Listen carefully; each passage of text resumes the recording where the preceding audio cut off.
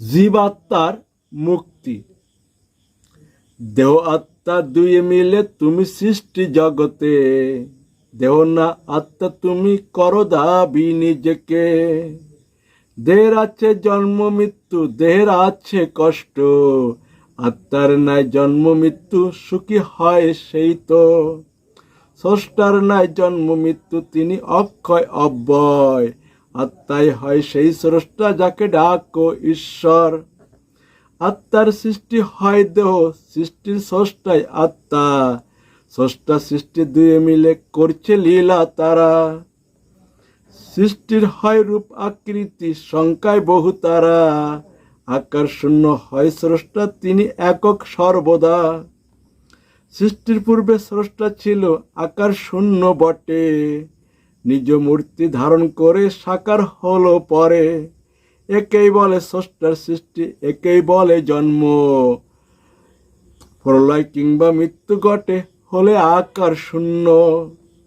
সব সৃষ্টির মধ্য বাইরে স্রষ্টা বিরাজ করে, সকল সৃষ্টি স্রষ্টার মূর্তি আর কারোর নয়।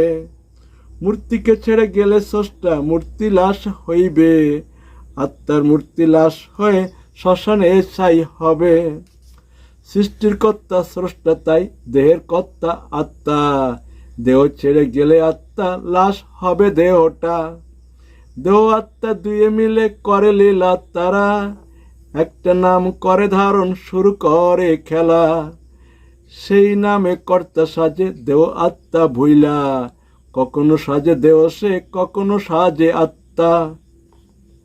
সৃষ্টির কর্তায় হয় স্রষ্টা, দেহের কর্তা আত্মা, সৃষ্টি কিংবা দেহতায় হয় না কখনো কর্তা। তবু দেহ কর্তা সাইজা বেড়াই বড়াই করে, আমি আমার বলে দেহ জীব আত্মা হয়ে। দেহ আত্মার নাই জ্ঞান, চলে গায়ের জোরে, সকল কিছুই ভিন্ন দেখে, ঈশ্বর থাকে দূরে। নিজেই ভাবে বড় সে, অন্যকে দেখে ছোট, ভোগে মত্ত করে কর্ম, ন্যায় অন্যায় ভুলে। কর্মের ফল করতে ভোগ, বারে বারে জন্ম, স্বর্গ নরক ধরাই ঘরে পাপ পুণ্যের জন্য। দেহের আছে তিনটা গুণ, সত্য রজ তম, সকল কর্মই করে তারা ভালো মন্দ যত।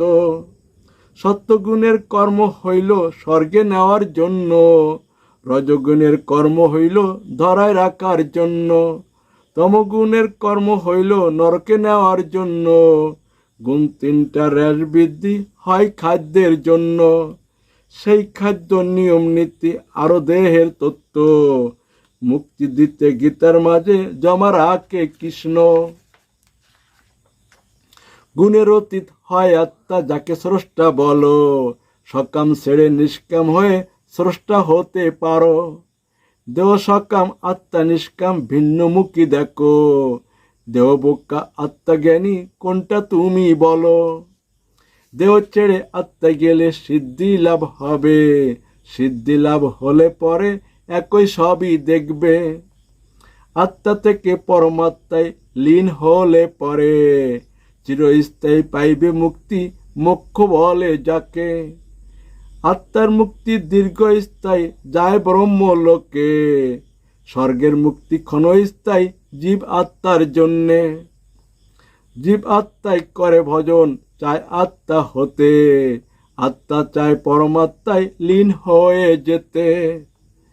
দেহ ছেড়ে আত্মা হতে কৃষ্ণের কৃপা লাগে, কৃষ্ণ কৃপা গেছে রেখে দেখো গীতার মাঝে।